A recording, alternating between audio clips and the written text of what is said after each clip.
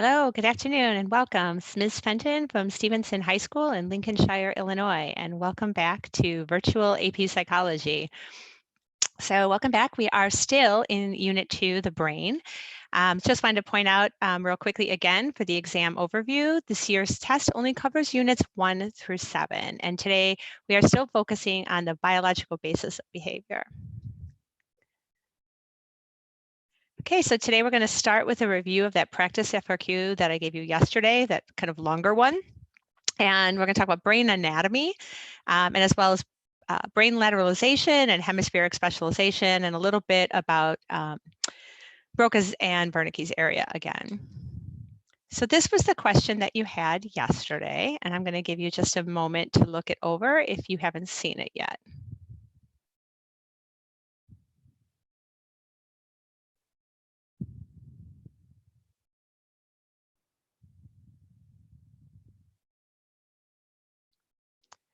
Okay, so the first thing to note about this question is that there is a research point in it. That first point is related to research, double blind. But also, this is a concept application question, and it's a little bit longer, right?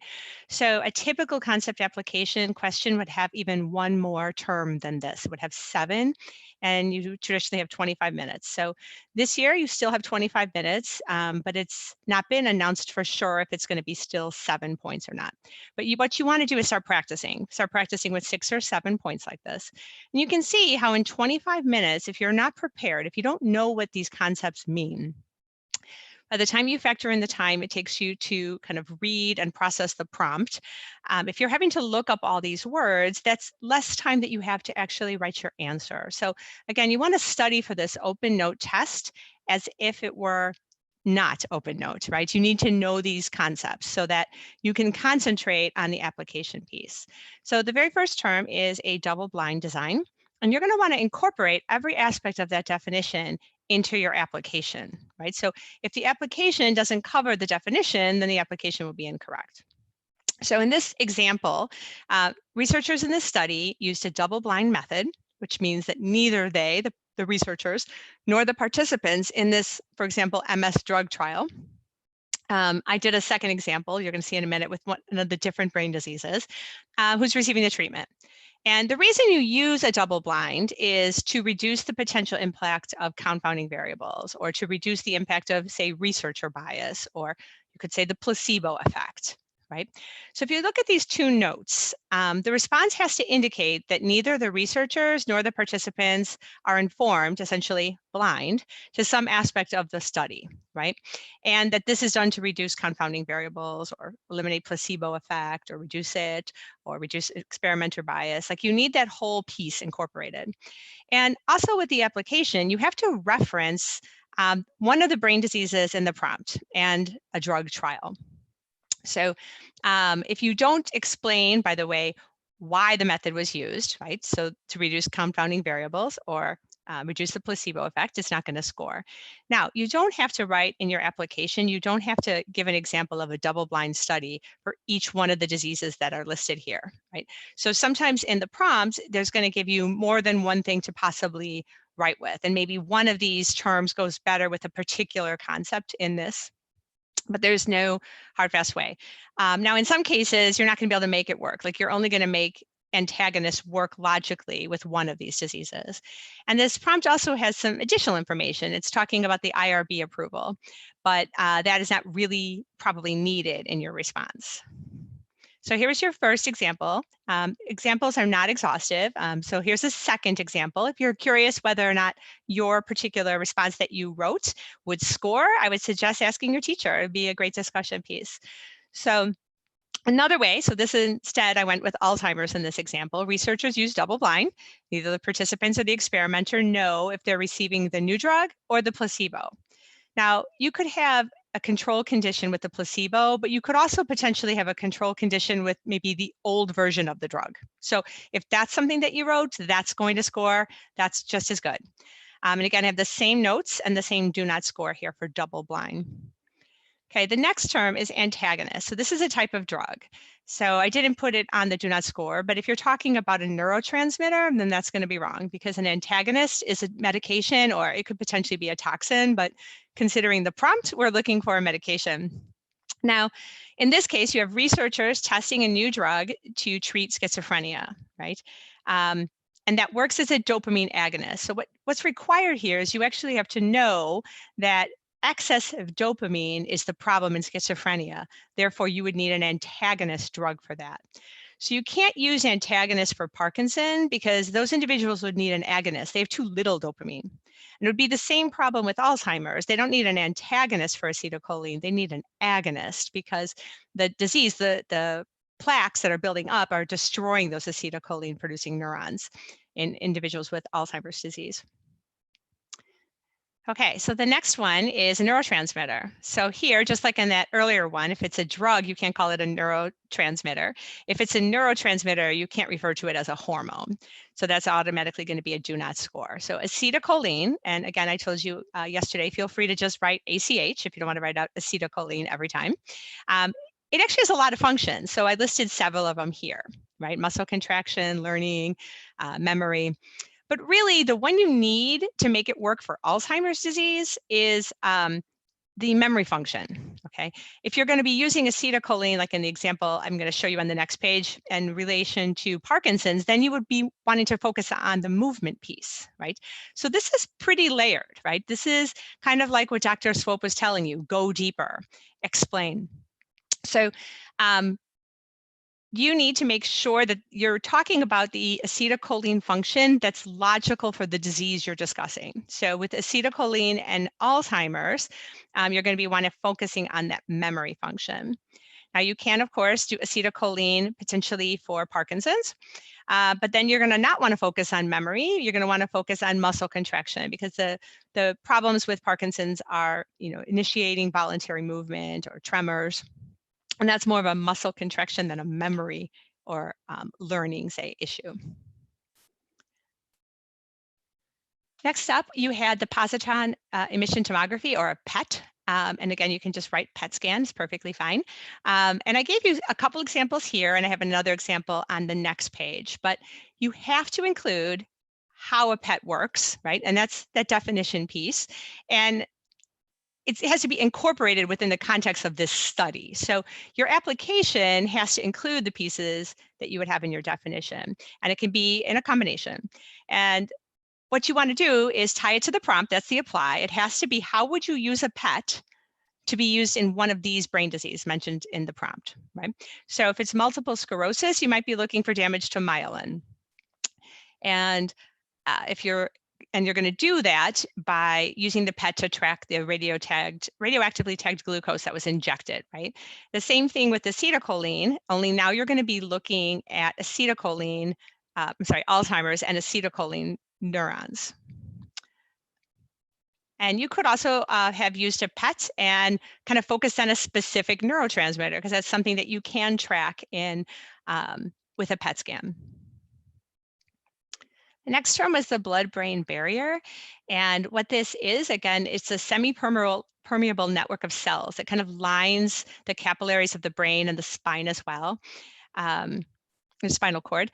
And what it does, it prevents many, but unfortunately not all, harmful substances from entering.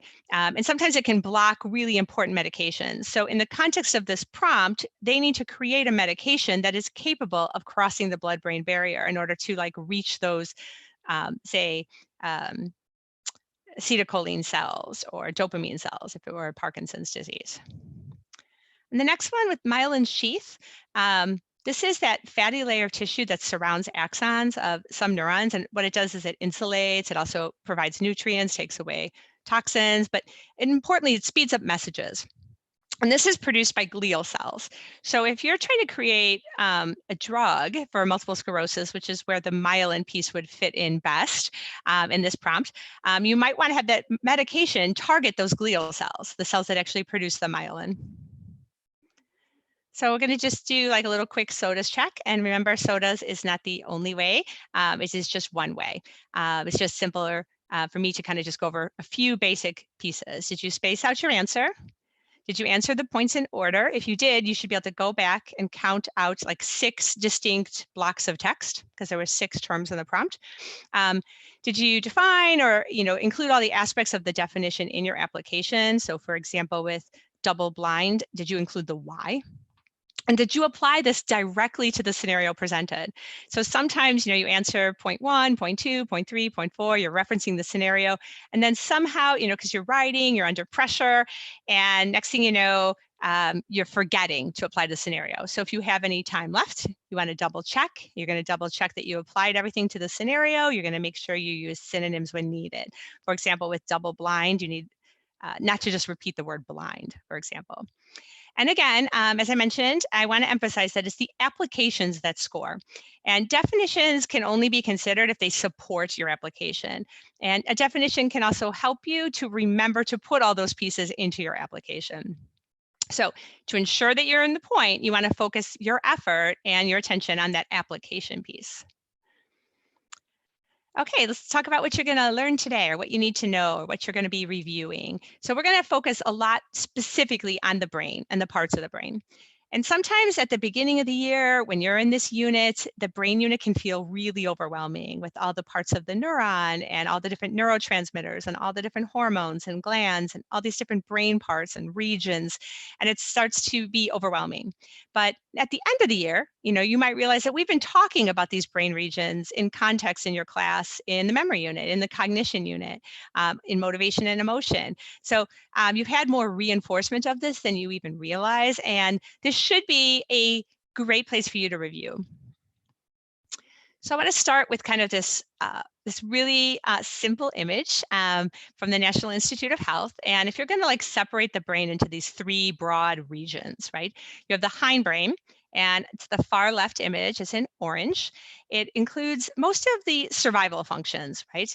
The heart rate, breathing, areas for movement, and it includes the brainstem, the cerebellum, the pons, the medulla, and it's there at the base of the brain. Now in the middle, we have the midbrain, and you can see it's highlighted in yellow, and it's very, very small. Okay, so this is not an area where you're going to have probably a lot of specific brain parts that you're going to be focusing on.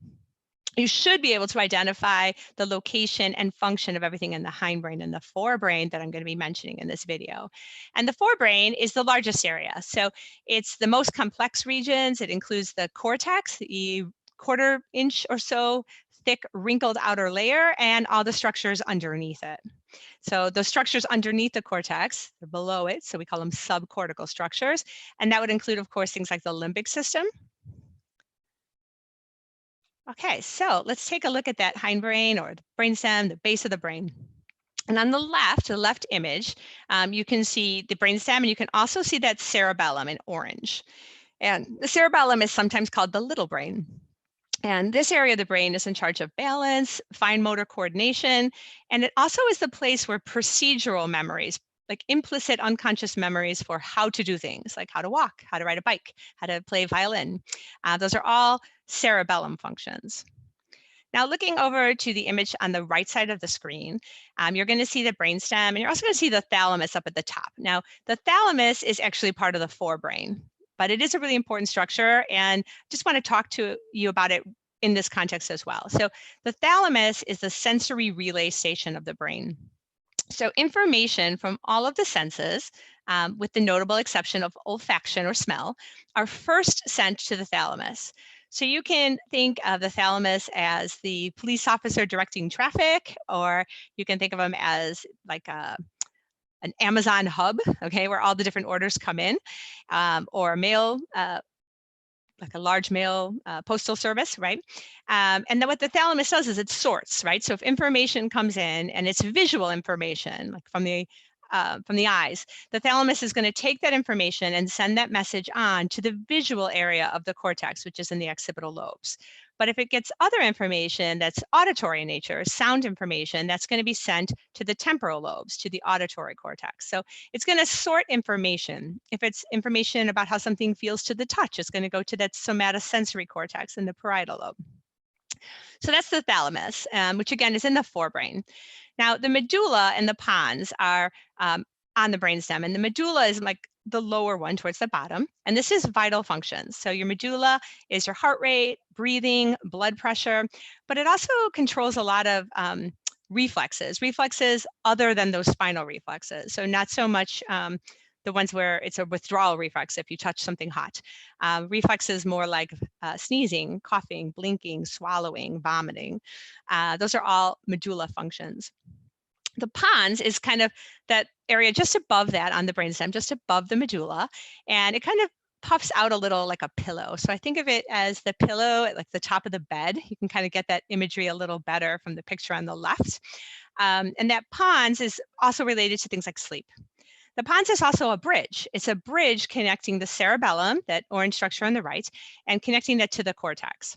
And it coordinates voluntary movement. It's also responsible for sleep and related somewhat to facial expressions as well. And we have the reticular formation, which you can see as a network of fibers on the right-hand image kind of running through the brainstem, running up into the forebrain. And the reticular formation is related to arousal to stimuli. And for example, if an individual's reticular formation was not functioning, that individual would not be aroused, right? So they would be in a coma, potentially. So now we're going to move into inside the subcortical areas. So we have these structures called the limbic system.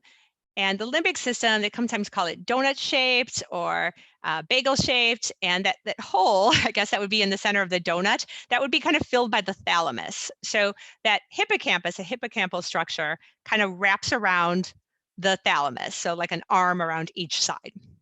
So the limbic system collectively has three structures: the hippocampus, the amygdala, and the hypothalamus. So if you look at that, it spells H-A-H or HA. That can be your acronym for the limbic system. And collectively, these structures all relate to memory, learning, emotion, and drives. But specifically, each of them probably has a bigger focus on one of those areas. So with the hippocampus, you want to think about this as in terms of learning and memory. This is where you create new explicit memories. And it's really important to note that memory is not stored here or like retrieved from here. So memory is encoded in the hippocampus, and then it is sent on to the frontal lobes for storage and further processing. But the encoding of explicit new memories is in the hippocampus. And one of my favorite mnemonics for the hippocampus is a hippocampus is like a college campus. So you make a lot of memories and you learn a lot of things. So it's memory and learning in the hippocampus. The amygdala, which is, it means almond, right? So there's an amygdala on each side. So that hippocampus, it wraps around the thalamus, like an arm on either side, one in kind of each hemisphere. And at the end of each hippocampal arm is an amygdala. And amygdalas are, they're purple in this image, and you're only seeing, the one side. The amygdala is related to strong emotions like fear and aggression. So sometimes I refer to them as the little almonds of horror. And then the hypothalamus, pictured here in green, and we've talked about it in earlier videos. The hypothalamus is related to various maintenance functions. So it's the hunger drive, thirst, maintaining a stable internal body temperature. And the hypothalamus, like hypo means below, it's located below the thalamus. And you can see that it's located also just above the pituitary. And the pituitary gland is part of the endocrine system, and it releases growth hormone and just a lot of other hormones, plus hormones that trigger other endocrine glands to release hormones. If you were to go to the Wikipedia page for the pituitary gland, and of course it has one, I don't know, there'd be like 100 different hormones related to the pituitary gland. But it is also controlled by the hypothalamus, that area of the brain that's just above the pituitary gland. So this here is just a summary image of kind of some of the brain parts that we talked about. It's a great study guide if you want to take a look at this, covering some of the subcortical structures and some of the structures on the brainstem. Now we're going to talk about the cerebrum. And when you think of cerebrum, it's kind of like thinking about like brain, like it's synonymous with forebrain. And it includes both the cortex, the wrinkled outer layer, and the inner structures, the subcortical structures beneath them. And there are two hemispheres. So these 4 lobes of the brain, you actually have one on each side. So you have a left frontal lobe, which is kind of what we're seeing in this image, the left side of this person's face, and you have a right frontal lobe on the opposite side. So the frontal lobes are the cerebrum, including the cortex, right, left and right, and they're located kind of right behind the forehead, just kind of above the eyes. And they cover a lot of really kind of sophisticated functions, higher level thought, language, planning. They also include the area, there's a strip at the back of the frontal lobes, kind of running like a headband that covers motor movement, voluntary motor movement. Then in green, we have the parietal lobe, left and right. So it's going to be the cortex, the outside area, and the subcortical structures. And overall, the parietal lobes are responsible for processing sensory information related to the somatic senses, right? So touch. And again, there's going to be a strip right at the front of the parietal lobes, parallel to that motor cortex that controls the sense of touch. The occipital lobes are located at the back of the brain, and this contains the main areas for visual processing. So in this image, it's kind of like a dark pink. This is the visual cortex. So sometimes a mnemonic for the occipital lobes is that vision is in the occipital lobes, it's in the back. So it's like thinking you have eyes in the back of your head. The temporal lobes, both sides of the brain, left and right hemisphere, cortex and subcortical areas. On the cortex of the temporal lobes, you're going to find the area for processing auditory information. So you can think of the tempo in the music and the temporal lobe. Subcortically, so like under the cortex in the temporal lobe, like deep inside your brain, that's where you're going to find that limbic system. And also on the right side, the temporal lobe has a special kind of superpower for recognizing faces. So again, here's just a little different look at the visual cortex, which are at the back of the brain. They're in the occipital lobes. And then on the left, you can see in this image, the left auditory cortex, which is a part of the temporal lobe.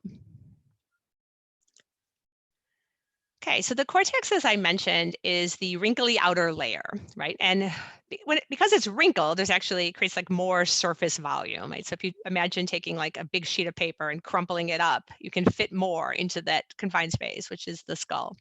So the wrinkly brain just means that it has even more surface area. So in this image, you're going to see that what I call the headband, right? That motor cortex. So it runs all the way across from the left to the right side, and it's a strip that controls the voluntary motor movement. Just behind that, at the front of the parietal lobes, left and right, you're going to see the somatosensory cortex.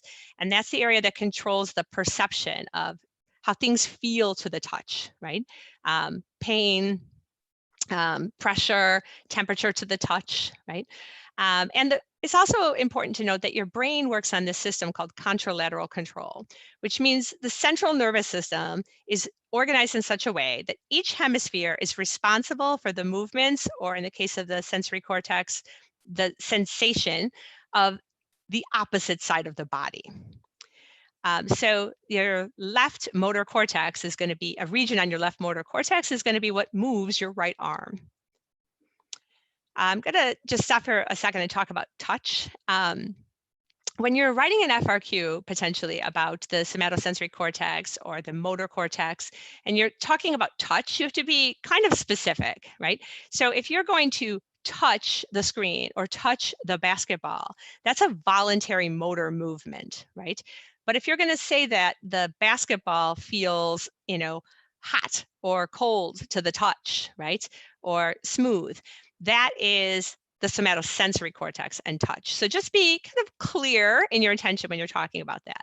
And you can sometimes run into that with temperature too. So how something feels temperature-wise to the touch, that's processed by the somatosensory cortex, right?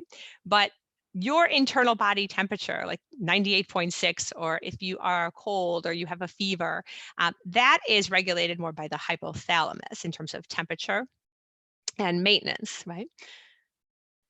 Okay, so this image kind of below the actual image of the brain is what is called, it's not a brain part, it's called the homunculus. So there's a motor homunculus and a somatosensory homunculus. And what this is, it's a model, right, that shows the proportion of the motor cortex dedicated to each moving body part, and the same for the sensory cortex. So if you look at that image on the bottom left of the motor cortex homunculus, you're going to see where it says like ankle, right, or like your trunk, right, your whole torso is this very tiny amount of space, like real estate on the brain's cortex, even though it's really large on your body, like your trunk and your legs are really big. But then something like your hand is really large on the surface of the brain. That means that your brain is able to make more kind of fine, precise movements with like your fingers than you can with, like, say, your ankle, which only goes in a very limited couple of directions. And the same is true for the somatosensory cortex. So areas that have more kind of brain real estate are more sensitive to the touch. And you can see that because it's disproportionately, right? So you can see how large the hand and the fingers are compared to, the leg. Right. So right now, if you were to, it's a little demo, you can try to play along with me. I don't know how this is going to work virtually, but if you take your fingertip and you touch it very, very lightly to your knee, right? Just very lightly, you should sense, your sense of touch should feel that more on your finger than on your knee. And that's because your fingers have a greater area of brain space, right? So they're more sensitive to the touch. And what's even more sensitive potentially than your fingers would be your lips. So if you took your finger really lightly to your lip, you should feel that touch more on your lip than on your finger. Okay, just want to point out something, confusing terms here. So all four of these terms look sort of visually the same. So I put the definitions up here for you to make sure you get your bearings about them. And what I want to point out to you on the AP exam, when you're taking an FRQ, you're under time pressure, right, that you really want to read carefully. Because the last thing I want to see happen is a student get a question wrong, not because they don't know what it is, but because, they read too quickly, right? So if the question says cerebellum and you read corpus callosum or cerebrum instead by mistake, and then you give your application, and it's a perfect application for the cerebrum, that's just not going to work for the cerebellum. Okay, so the cerebellum's not even part of the cerebrum. So that is something you just want to be careful about and reading closely. And I can point out a couple other areas where this could potentially happen. So for example, if they asked you to write about a mirror neuron and you misread that as motor neuron. In the Freudian defense mechanisms, there's, repression and regression. You're only talking about a slight letter difference, right? If you read that wrong, you're going to write an application that doesn't work. Authoritative versus authoritarian parenting styles, again, so visually similar. Also, sometimes it's easy to reverse terms that are kind of opposites, right? So proactive interference and retroactive interference. But I also want to point out just kind of all these C words. So like sometimes when you're studying and you're learning these terms for the first time and you get to cerebral cortex, you might think, gosh, didn't I already write that? But that might have been cerebellum. Okay, next, really interesting thing about the human brain and brains in general is these areas on the surface of the cortex. So if you take the entire surface area of your cortex and you kind of subtract out anything related to motor functions, right? So that whole motor cortex, that whole headband, anything related to sensory, right? So that strip of cortex in the parietal lobe that's in charge of your sense of touch, the somatosensory cortex. And you don't count the auditory cortex in the temporal lobe and the visual cortex in the occipital lobe, or the areas devoted to olfaction or gustation. And everything else that's left, right? The rest of that surface area is called an association area. And those areas can be dedicated to other things, right? Higher order thinking that would include language. So Broca's and Wernicke's areas are association areas and reasoning. Now, if you look at a human brain, there's large areas of the cerebral cortex that are devoted to, like the prefrontal cortex, to these kind of higher order things. And you compare that to, say, the brain of a mouse, right? So most of the cortex of a mouse's brain is not an association area. It's, almost entirely devoted to either moving the mouse's little body around or, mouse senses like smell and sight and touch. So there's very little other area, right? Which is why you can't teach mice to talk and they can't do calculus. So you need to have this sophisticated areas. These association areas are really important. And this is a term that can get kind of lost in the brain parts when you're studying, but it's really, really important. So these two individuals are part of the curriculum, right? So Paul Broca and Carl Wernicke.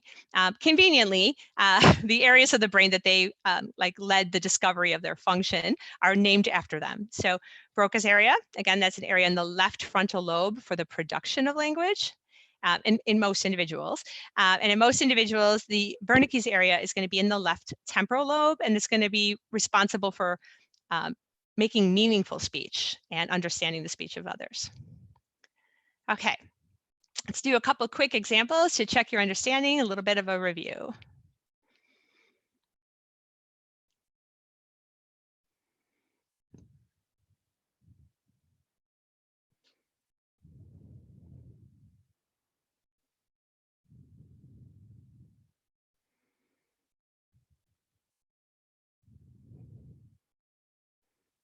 Okay, I'm going to see how you did. I know there was kind of multiple questions in each example.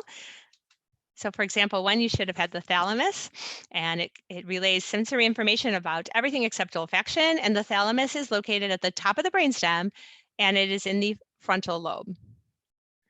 Now, example two, we just talked about association areas, and the two related to language specifically, or two of them, are Broca's and Wernicke's. Okay, brain lateralization and hemispheric specialization. So what these terms mean, it's kind of like the division of labor between the brain's two hemispheres, the left and the right. And you notice that we're calling them hemispheres, not your left brain. And people use these hemispheres work together, right? So you need to have both pieces. Now, you definitely can see the division of labor in that contralateral control, right? That motor cortex, the left motor cortex is going to move the right half of the body and vice versa. The left hemisphere does have some specifically language related functions, like some important areas that are part of a circuit that creates language. And the right hemisphere has some other additional things like recognizing faces. And one of the ways this was studied is by studying patients who had already undergone something called split brain surgery.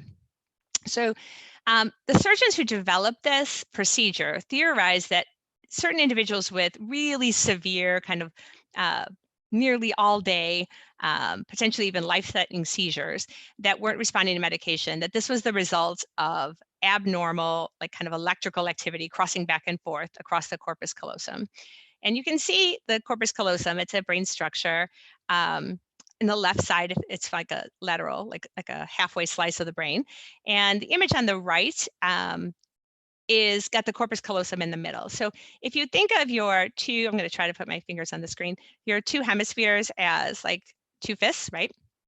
The left and the right hemisphere are not fused together, right?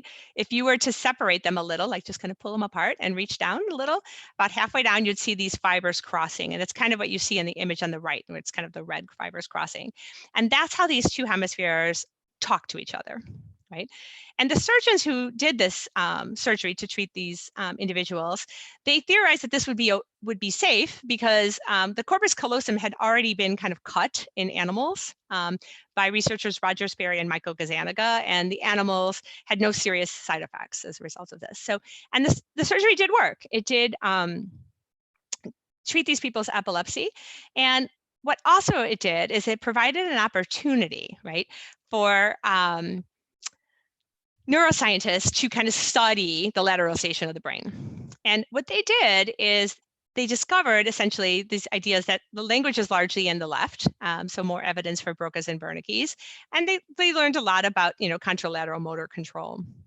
So the way these studies work is you have to have a split brain patient, so it doesn't work on you unless you've had this procedure done, and it's only going to work on these individuals under very specific conditions. Okay, so I'm going to explain how this works. So a split brain individual, and it's only going to work for them, is just kind of what's the visual here on the right. They're going to sit and they're going to stare at a focal point. So I'm going to flip ahead a slide and then flip back. So they're going to look at that, like say, dot on the screen, right? And now researchers are going to flash a word, a symbol, a picture to either the left or the right visual field.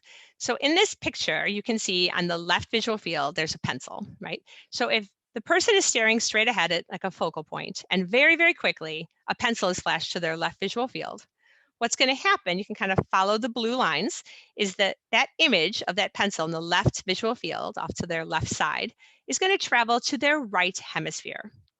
Now, in a connected brain, what would happen is that message would then cross over via the corpus callosum to the left hemisphere and travel forward to, like, say, Broca's area, where you see the word speech. Now, because these people have had their corpus callosum cut, that image of the pencil, right, it's kind of trapped on the right side. If you left the image up long enough, right, then both of their eyes would see it and it would be in both hemispheres. But if you do it really quickly, that image gets caught like in the right side. So you can see the pencil in that image on the right. And this person is not going to be able to say that, right? Now, the right hemisphere, because of contralateral control, controls the left hand. So if you ask them to start drawing what they saw, the unique thing is that that right hemisphere does know what it saw. It just doesn't have the ability to speak. The person will start to draw the pencil with their left hand. Now, if you gave it to them, a pencil to their right hand, they would not be able to draw that because that is being controlled by their left hemisphere.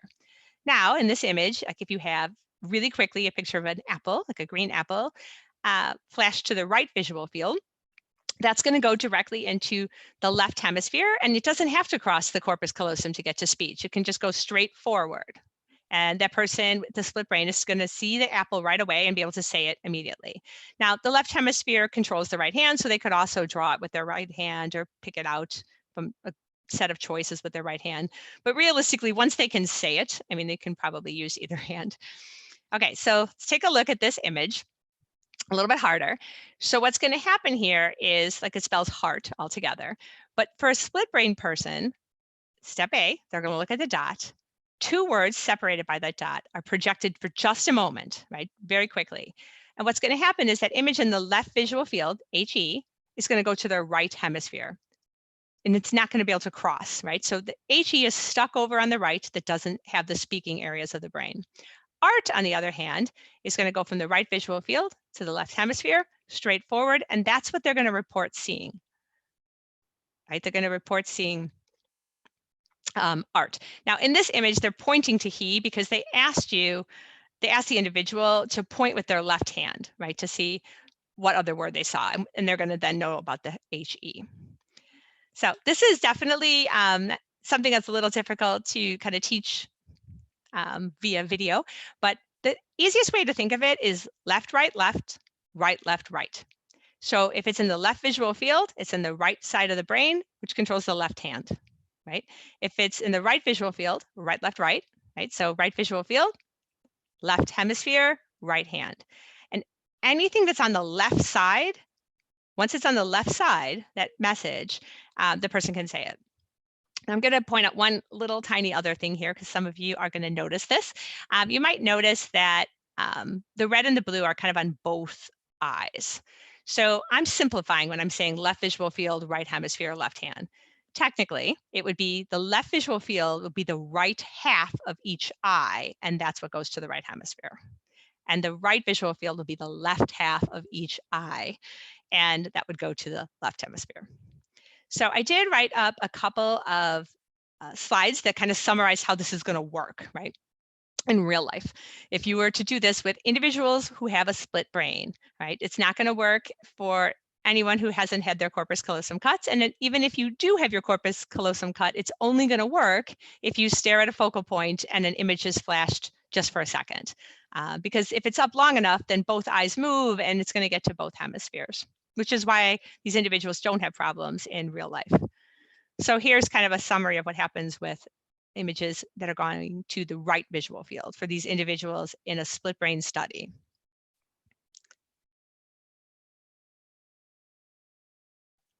Okay, if you're still kind of like getting a little lost on this left, right, left, right, left, right, I would recommend going to this YouTube video. It's from Scientific American Frontiers, and it's about 10 minutes long, and you're gonna see kind of live an individual with a split brain doing these different studies, right? And they repeat the process numerous times in the video, and you can stop and pause and kind of think about it, right? So, and remember, if they ask you a question, if they're talking about something in the left visual field, that's going to go to the right hemisphere, which has no language, so it can't talk, but it can control the left hand to maybe draw or point out the option. If it's in the right visual field for a split brain person, it's going to go to the left hemisphere, which means they can definitely say it. So, check for understanding, part 1. So we have Dr. Gazaniga, who is a researcher who spent a lot of time studying split brain patients.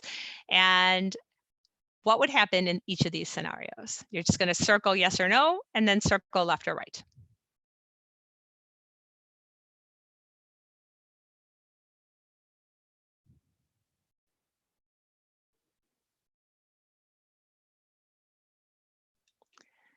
Okay, so if it's in the right visual field, that's going to go to the left hemisphere, and left hemisphere has language on the left, and the person would, yes, be able to say that word and probably point it out with their right hand, which is controlled by the left hemisphere. The second one with the kitten, could they say the word no? All right. The right brain sees the kitten. It just doesn't have a speaking ability. And because that corpus callosum is cut, that message about the kitten cannot get to the speaking left side. So, but they could potentially pick out the object or point to it with their left hand. Now, these examples are slightly different. So if you'll notice the words changed here. So instead of sending the message like apple to the left visual field, this is in the left hemisphere, right? So we're skipping that visual field piece and the left, right, left, right?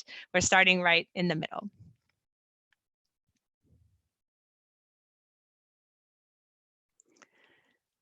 I'm gonna go a little bit fast here. Let's see how you did. So just want to point out that if you're reading an FRQ and they're talking about something like this, read carefully. If it says left visual field, that means something different than if they're saying it's already in the left hemisphere. Okay, so today we went over that really kind of long FRQ. We covered our brain regions. We talked about contralateral control and brain lateralization or hemispheric specialization. And again, I would recommend watching that YouTube video that I put the link to if you need a little bit more explanation on that topic. Our AP exam practice for tomorrow is a research-based one. So it also has a little bit of information here about the brain. And what's interesting about this question is that it's not something that you could just easily look up a word, right? So just looking up ethical flaw isn't going to tell you the ethical flaw you need in this study or how it's going to be corrected. And you're going to have to be able to infer, figure out from this prompt, what area of the brain was destroyed. And this is a real study, right? This is an actual case study. So if you wanted to learn more about patient HM and find some of these answers, you could. But just try the question, and we will go over the rubric tomorrow.